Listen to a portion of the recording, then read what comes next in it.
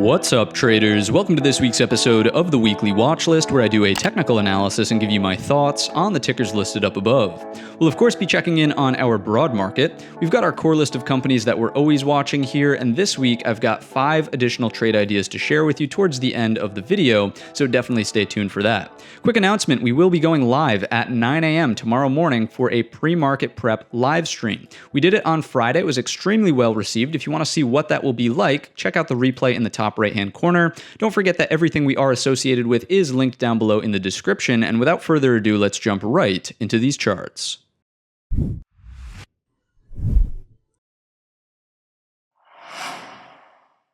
Kicking things off on the SPY weekly time frame, looking at candle structure and location as we always do. For structure, we certainly have a bearish inverted hammer. Simply put, these two candles may look similar. The only difference is one's green, one's red, right? Who cares? Big difference in terms of psychology, right? The green inverted hammer is much more indecisive, closing at the midpoint of the range, whereas the red one clearly is closing weak down at the lows. It may seem like a very simple observation, but it's very important in terms of the psychology of what's actually going on here. So bears definitely take the win this week in terms of structure. They're also going to have the upper hand when it comes to location. If I do something like this, you can clearly see that we're resisting once again on the back test of the bottom end of the prior weekly range from right around in here. It's a bit of a micro double top on the weekly time frame. We'll check that out on the daily in just a second here, and it's a clear lower high from what we have in here. And in thinking about a lower high and equal lows, what does that set up in terms of pattern, right? If I scrunch this up just a little bit, let me draw back in that neckline. There's a hint for you. What does neckline imply? Well, we start to get a bit of a head and shoulders pattern, right? It's not all out bearish yet. The pattern is not breaking down just yet. Let me be abundantly clear about that. We're getting more bearish if the neckline actually breaks, but this is starting to indicate, and the bears are starting to show their hand a little bit that, hey, maybe we could be coming back down to here. And if it breaks, when and if, remember that there's that big if component, if it breaks, maybe there's a little bit more of a protracted move to the downside here in our S&P marketplaces. So that's what I'm seeing from the weekly time frame. That's what I'm thinking about. That's where my head's at. Let's go down to the daily time frame chart here and start talking about more nuanced levels into the upcoming week. I first want to be abundantly clear about Wednesday's video. We were feeling fairly bullish on the breakout there, and a lot of people were. Again, fully admit that I was bullish on that breakout. The fact that this has now turned around is fairly concerning, right? The breakout was bullish for a couple of reasons. Let me just explain why, right? We have this 4-day area of balance. We break that to the upside. We hold the gap up. The bulls look to be in full control. The icing on the cake is that we're breaking the daily resistance trend line. Everything looked fantastic. So to see this now reverse, not only fill the gap down underneath, so from here to here, but close on Thursday inside of that 4-day balance, and then on Friday to close back down underneath the bottom of that balance, and more importantly, inside of the prior 5-day balance here, that's leaving a lot of these people as overhead supply, right? They are now all wrong, myself included, about that move to the upside. Now, I've already closed out my positions. That's the beauty of being a day trader, right? But for people who are starting to swing trade in here, that's not feeling so good, and it's not looking so good on their P&L. So a big shift in psychology is happening now that we're breaking down underneath primarily the low end of this balance and back inside of this area right here. So that's what I'm thinking about from a psychological perspective. In terms of levels to be paying attention to, let me go ahead and remove that resistance trend line. The support trend line may be intact here. It's really, let me adjust that. I mean, if I was going to draw this in properly, let's actually activate that. It would look something like this using the low of the bottom end of balance from right around in here. That has been closed below on Friday's session. So again, another feather in the cap for the bears. I'm going to remove that, no longer really doing its job. We know that the bears are starting to get the upper hand here. Now, I would be sort of out of place if I didn't at least mention that a lot of this is the fear and uncertainty coming out of the tensions between Russia, Ukraine, and the United States. Now, I'm no expert in politics, geopolitics, whatever you want to call it, but again, that's where this is sort of coming from. If we can get more clarity, more decisive information that comes out and says, this is what's going on, this is what we're going to do about it, maybe it quells the marketplace a little bit, but here's the beauty of technical analysis. It doesn't matter. Are we going to form a higher low off of 437 or not? Why is 437 the line in the sand? Let me show you why. If I come down to an intraday 30-minute time frame, it's where the breakout stemmed from. You can see that right around in here. Because there's a lack of structure on the way up, we know that that can be retraced fairly quickly. So 437 is the next area where there's potential for more back and forth two-sided trade. And if we go back to the daily time frame, maybe it produces a higher low. There's no guarantee of that, but if it does, then this short-term sort of stair-stepping action to the upside with higher lows is preserved. We would need, again, this is not an if, ands, or buts about it, we would need an equal high and then a higher high to continue this uptrend. Otherwise, the fact that we've now broken down underneath that level, the 443.50, is, that's really the driving factor, right? If we can't clear that back to the upside, even if this holds and we just get consolidation in here, that's bearish consolidation turning into more of a bear flag, okay? So that's what I'm thinking about from the daily perspective, the main levels to watch out for. Can we recapture that all-important number, 443.50? Are we going to hold for a higher low at 437? If we do not hold as a higher low at 437, it's simply a rotation to the bottom end of this consolidation range here at 428.50, then the panic lows from that Monday session, what was that, 2 or 3 weeks ago now, around 420.85. That's the downside case. We know the bears have the upper hand here. Maybe start to be thinking about that. That's also a breakdown of the weekly head and shoulders neckline, okay? If we can recapture the 443.50 to the upside, start to think about the possibility for a look below and fail, right? So here's your area of balance. We had the look above and fail. We targeted and met the low end, which is the first target, right? Now, is it going to turn into, yet again, a look below and fail? So can we recapture that level fairly quickly early on this week? The target would be here at 451.85, the top end of the balance. Then we'll take it one step at a time from there. That's what I'm thinking about here in our S&P 500 marketplace. Let's just quickly round it out with our Fibonacci's coming from here up to the high. We talked about this last week. At first, healthy consolidation, right? Above the 38.2. Notice what happened on Friday. We cracked the 38.2. We cracked the 50%. We're sitting right on the 61.8. In terms of Fibonacci analysis, 61.8 is always the golden number. Notice it's very closely aligned with that 437. So to me, if this area holds, maybe it hooks back higher. If it doesn't, it would indicate that we're very likely going to get the 100% retracement of the move. That's what happens when you close candlesticks underneath your 61.8 retracement. So that's truly going to round out our S&P marketplace. Let's move along here and talk about the QQQ for the NASDAQ 100, of course, tech-oriented ETF. Couple of things. Similar psychology. Mainly, we have relative weakness. Remember that this to here is already a lower high. We never really got the equal high. We never captured that critical area like we did in the S&Ps. This, again, very similarly, caught a lot of people on the bull side, now retracing back down underneath. Let's zoom in a little bit more. The low end of the consolidation, the top end of this consolidation, the same sort of psychology applies. The one saving grace here in the QQQ, which is slightly different than our S&Ps, is even if we draw in this support trend line perfectly from here to here as touch number 2, that's exactly where we sort of closed on the Friday session. So we are technically still above that support trend line, and we're sitting right on the breakout point, just like that 437 area in the S&Ps. We're kind of right at it, right? You can see that's where things really kicked off from. We made it there. So is this going to hold is the question early on in the week. If it doesn't, where's the target going to be? Let me go back on down. We know it's the low end of the consolidation here, close to 341.82, and then the low from the panic Monday around 334.25. That's the downside levels. Again, that would indicate that all of these people are sort of, overhead supply and there's nothing really going on. Even if we do something like this, remember, that's almost the equivalent of the S&P 500 doing that bear flag activity. If we can recapture that breakdown point around 354, we'll call it for round number's sake, look for the rotation to the top end of the range from here around 362. Very, very similar psychology, exactly like what we talked about in our S&P 500. That's what I'll be watching out for here in the QQQ. The only difference is that we're already sitting at that must-hold level, and Monday will be fairly telling. Do we hold up above or do we break down underneath? And maybe because tech is fairly heavyweight in terms of sector weighting in our S&Ps, this could be a forward-looking indicator to say, okay, if tech is breaking down, we know that the S&P is sort of going to follow that, even if financials are strong, because tech is the heaviest weighted sector in our S&P 500. Just to keep things equal here, I'll take out the fibs from the higher low up to the high. Notice that again, here's your consolidation. It was respecting the 50%, so not as bullish as the S&Ps, and we've clearly closed underneath the 61.8, which again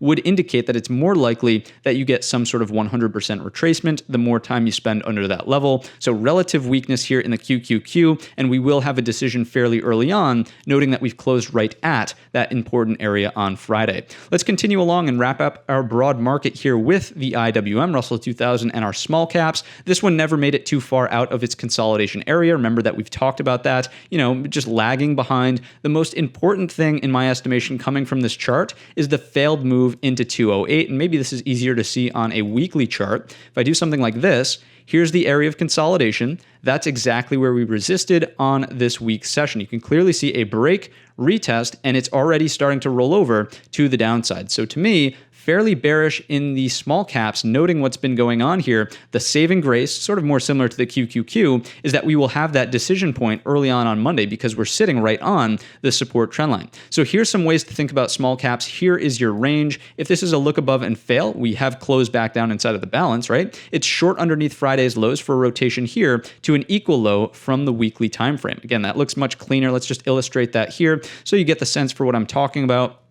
So here's that area, right? Because we now have a clear lower high from here to here, you go short underneath the low of Friday, wherever that was. It was closer to the top of the balance, looking for the rotation back down to there. Fairly, I don't want to say easy trade, but you know where your stop loss is going to be, right? It's on the other end of the balance if we start breaking out. So back to the daily just to illustrate that here. I know we're flip-flopping around, but perspective helps, right? So if this is the range, here's your short entry, looking for the rotation to the lows. Stop loss goes just on the other side in case we pop back on out and there's a big reversal in the marketplace. Because of what's starting to unfold, it doesn't really look likely. To me, the look above and fail is fairly solid here in IWM, but we know we have tight risk and the risk reward makes sense. If we start accepting up and over 208, let's just say that there's a magical reversal in the marketplace, everything's fine over on the other side of the world here, then again, over 208, you're probably looking for 225.50. Does that strike you as a likely possibility given everything that we've talked about in today's video?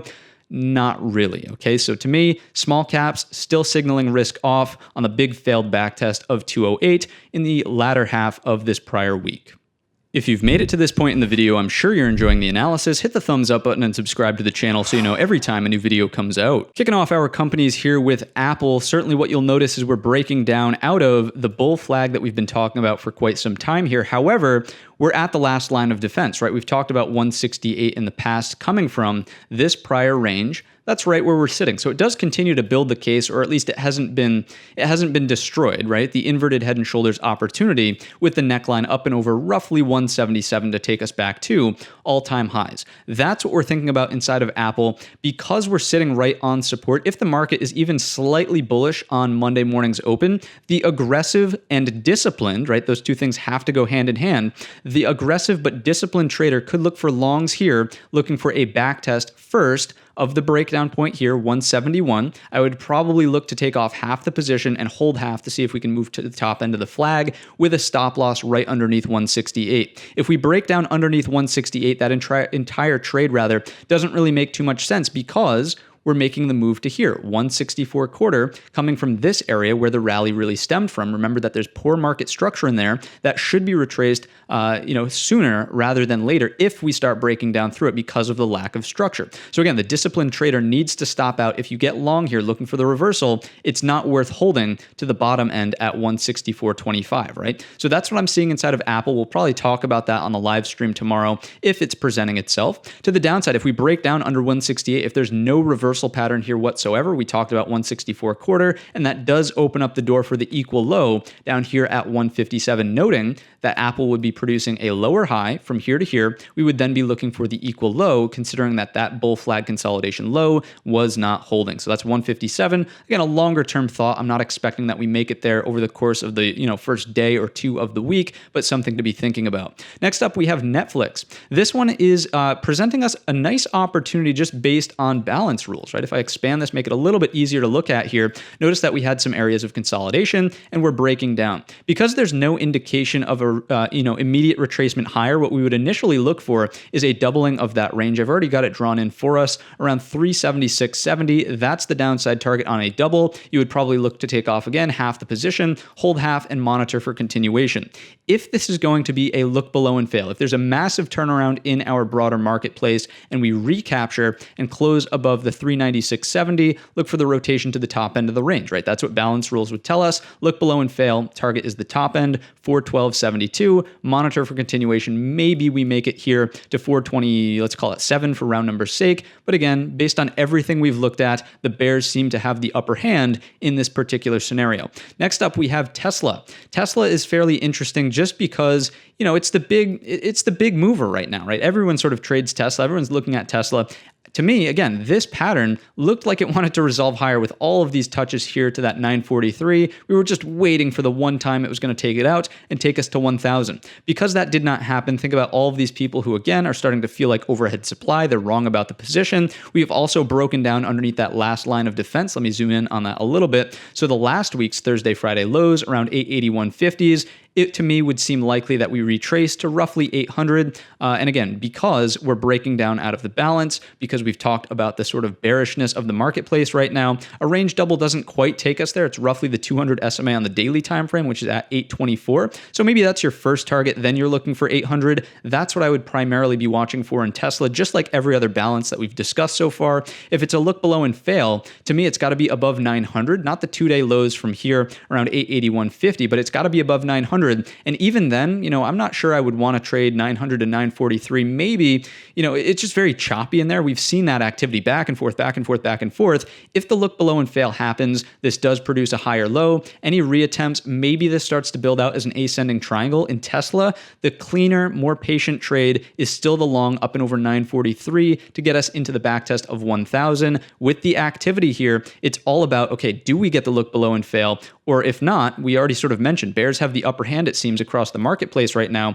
probably looking for 800, then we'll reevaluate the charts from there. So that's Tesla in a nutshell, definitely looking a little bit more bearish than bullish. Alibaba's up next. This one's been a slop fest, even in the market, which is aggressively breaking down on Friday. Notice that Alibaba's not really experiencing too much of that damage. You could start to look at this as maybe a compression of range, something that looks like this. To me, it's not really in a nice tradable location as of right now.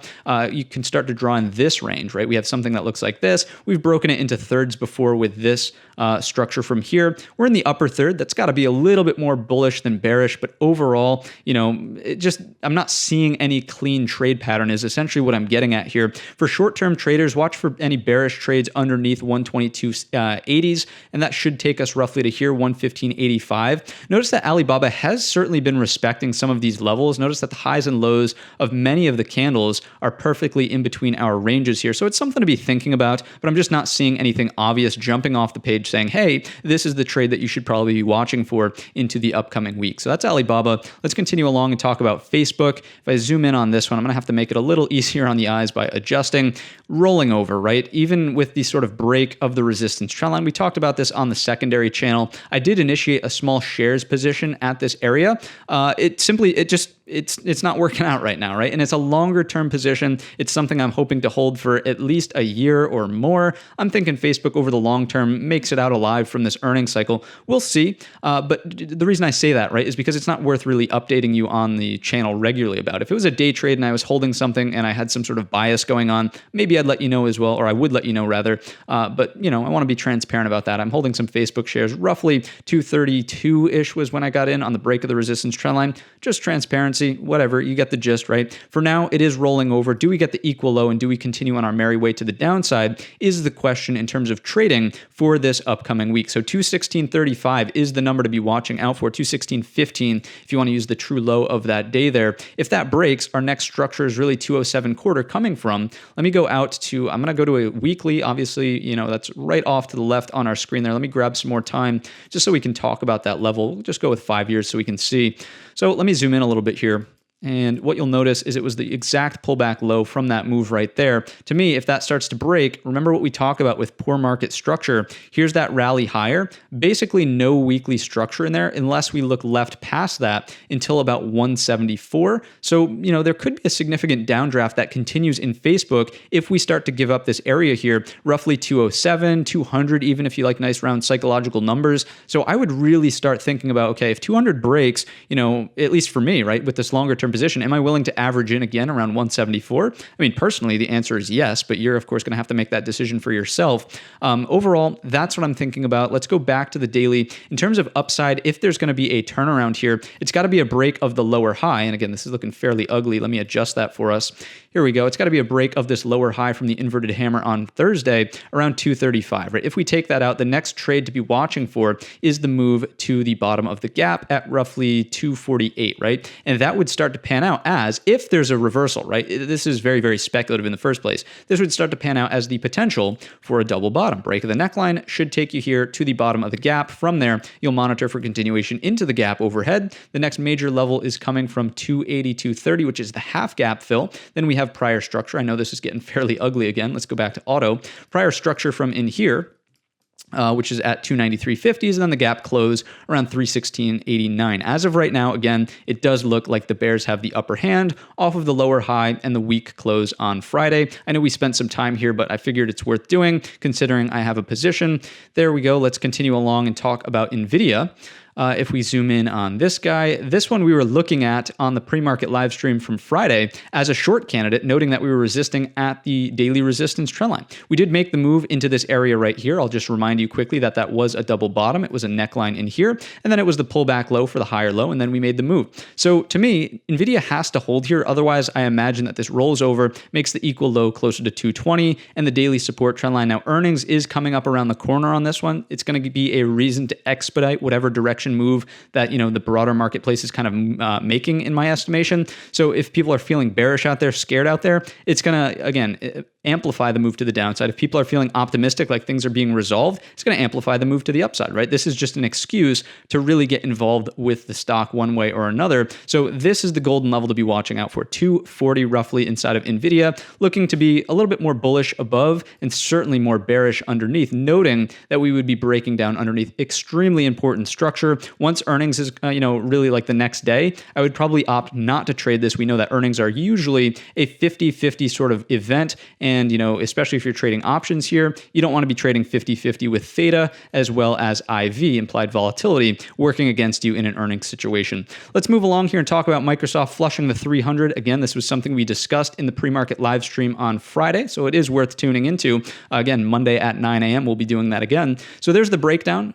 Week closed down underneath, right at the area of support we were sort of targeting, 293.50s. If that breaks and we continue this downtrend, because remember that this is really day one of the breakdown here, all this congestion, we're breaking down. If we continue, next target is here, roughly 285 quarter, 285 even, coming from the low of that candle where we rebounded, and then there's really not a whole lot until we make the move to 275. Remember that there's basically zero market structure in that area. I would imagine if this breakdown is happening on continued elevated volume, we could easily get into some of these targets here. If it's going to be a turnaround to the upside, just like in our broader marketplace, it's got to be a recapture of that level around 300 to get us back to the resistance trend line. Then we will evaluate the charts here. Does it break and take us for the full rotation to 311, the top end of the prior balance that looks something like that? That's, sort of how this may unfold if we get to look below and fail inside of Microsoft. But again, just like everything else, the bears do seem to have the upper hand, at least as of right now. Next and lastly, we'll talk about Amazon here. Zooming in.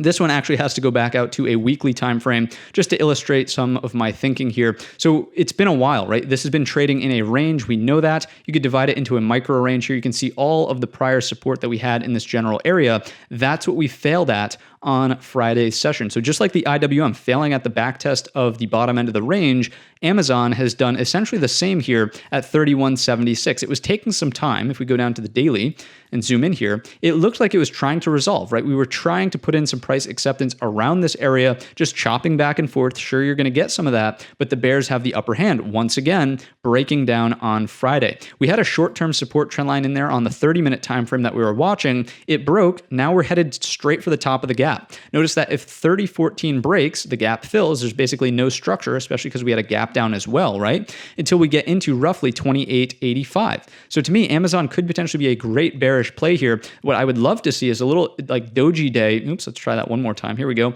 Little doji day on Monday, and then maybe, you know, a little lower high on Tuesday, something like this. A reattempt at that level should break us into the gap. So basically what I'm getting at, let me draw with a line. It'll be a little easier to follow. Lower high, as long as it's underneath 3176, equal low to the top of the gap, look for the breakdown into it and the gap to fill. That's a really, you know, nice range to be trading for here inside of Amazon. That's the downside. If it's going to roll back over, I would just expect chop in this area for the exact reason we talked about on the weekly. The fact that it's such an important area of prior support, it's going to take some time to resolve. We've already seen that in a couple of these sessions in here as we've just been chopping around. Again, I'm sure you're sick of me saying it. It does look like the bears have the upper hand, so we'll watch for that lower high scenario, equal low, and then the breakdown into the gap.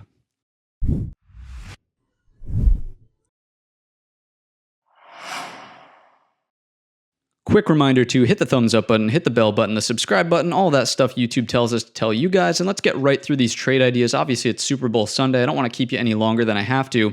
Two inverted hammers back to back, very similar to exactly what we discussed on the SPY weekly time frame. If we break down underneath this area of structure, so there's a little bit of wiggle room here, but basically a breakdown of 8750s should take us here. Now, that's a day trade. I would probably watch out for the top end of this prior area of balance and where the breakout really stemmed from, just like everything else we've discussed so far. This is an area of poor structure. If we start breaking and moving through it, I would imagine we get to 84.82 sooner rather than later. The aggressive trader can probably look for a breakdown of Thursday's low and then go from there instead of waiting for that level around 87.50s, okay? Next up, we have ARK, and this, again, in a bearish marketplace, people may be saying, like, what the heck are you even talking about? Well, I definitely start to see this as an ascending triangle. If people are just gonna, so here's, the ARK is the trade if everything goes in the opposite direction of what everyone expects, okay? If everyone's expecting lower and the market suddenly makes a turn higher, ARK is probably where I'm going for a breakout up and over this ascending triangle top around 77.61. Again, given the current circumstance of the marketplace, it doesn't look like a great trade, but if the market does the 180, which it sometimes does, this is the setup for us, okay? Breaking out of this catches anyone who is trying to anticipate the move lower off sides, essentially, right? And they start to close out their positions. I'm not saying that this will be a short squeeze, quote unquote, that takes us to the moon, but it will just be added buying pressure, right? As those people start to become wrong about the trade. Where's the target? Simply right around here, around $90, coming from prior support, then flipping to resistance right here, okay? So hopefully you can see the justification of this trade. If the broad market is rolling over and continuing to the downside, this is not the trade, okay? So there's a very particular circumstance for this one to become activated. Let's continue along and talk about Lucid. Lucid is a bear flag. Very simply put, here's your bear flag consolidation. Lower highs, equal lows on Friday. Again, given the bearish nature of the marketplace, we're looking for a breakdown of 26 to get us to 23.50. That's probably a day trade, and 23.50 is coming from prior support in here. If it's anything underneath that, the next level is roughly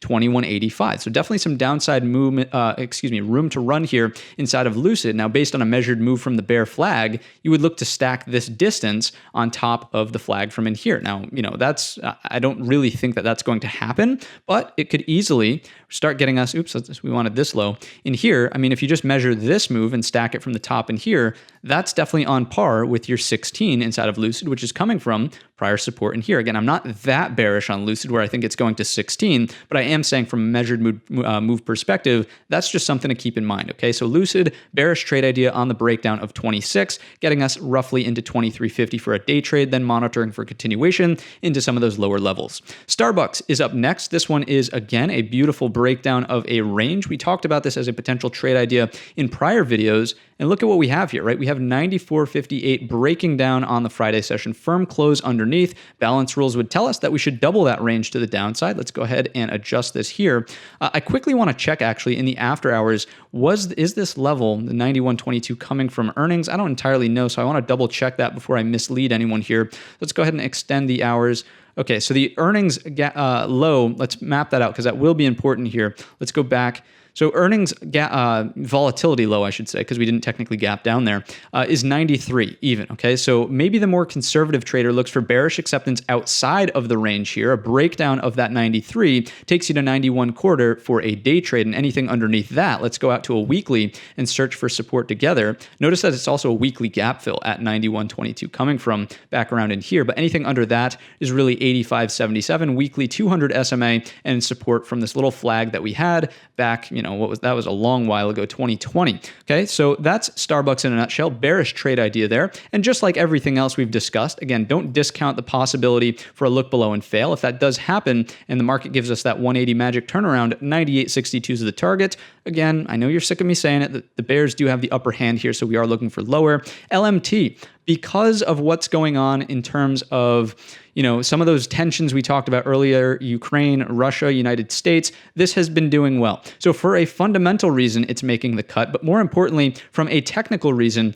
it's also making the cut. Notice that we have a huge daily bull flag. If we go ahead and take out the Fibonacci's here, let's come in from the low end, basically where this rally really started from, do something like that. I mean, the pullback has been nowhere close to the 38.2. We're consolidating high and tight up here. If we take out the top end of the flag, because of the fundamental circumstances, I do think it's just going to be, gasoline on a fire. Maybe it starts to make a protracted move to the upside here. Let's go ahead and quickly make sure where our next resistances are overhead. Also, look at this. So I didn't even look at the weekly chart yet, but huge area of balance. If it takes out the top end, maybe there's some sort of move. Now, from the weekly, yeah, it does start to look a little bit extended, moving from the bottom all the way to the top, but we are putting in a significant amount of consolidation up there. So if it breaks, maybe we don't need that higher low pullback, then reattempt. The next target from the weekly perspective is coming from up in there. Let's switch tools quickly, map it out, and then we'll wrap up the video here. It's roughly 417.56. So about let's just call it for round numbers sake, about a $20 move available if we break out of this range here inside of Lockheed Martin. Okay, so definitely something to keep an eye on,